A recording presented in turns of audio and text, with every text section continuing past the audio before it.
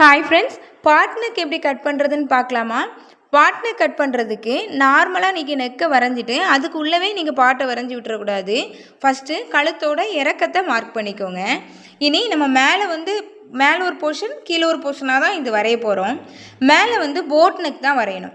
Boat neck வரைகிறதுக்கு உங்களோட full shoulder measure பண்ணிக்கோங்க. 13 இன்ச் இருந்ததுன்னா நேர் பாதி 6.5 இன்ச் நான் வச்சுருக்கேன். 14 இன்ச் இருந்ததுன்னா 7 இன்ச் வச்சுக்கோங்க.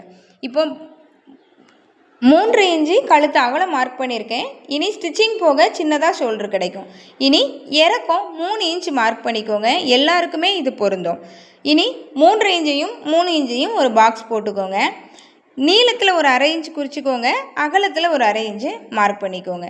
இந்த 1/2 இன்ச் குறிச்சிருக்கோம் இல்லையா, அந்த 2 பாயிண்ட்டையும் தான் நம்ம போட் வரைய போகிறோம்.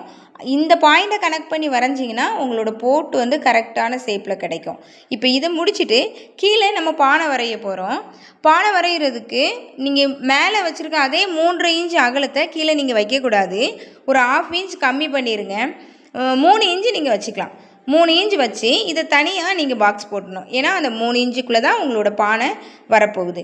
இப்போது நீங்கள் மேலே போட்டிருக்கீங்க இல்லையா ஒரு போட், அதை கணக்கு பண்ணி கீழே வச்சுருக்கோம் இல்லையா ஒரு கழுத்து இறக்கம், அது வரைக்கும் நம்மளுக்கு பிடிச்ச மாதிரி, சிலவங்க ஒல்லியாக வச்சுப்பாங்க, சிலவங்க விரிஞ்ச மாதிரி வச்சுப்பாங்க. பிடிச்ச மாதிரி இதில் நீங்கள் பானையை வரைஞ்சிக்கோங்க. இப்படி வரைஞ்சி நீங்கள் கட் பண்ணி ஸ்டிச் பண்ணிங்கன்னா உங்களோட பாட் ரொம்ப அழகாக வரும். பிடிச்சிருந்தால் லைக் பண்ணுங்கள். தேங்க்ஸ் ஃபார் வாட்சிங்.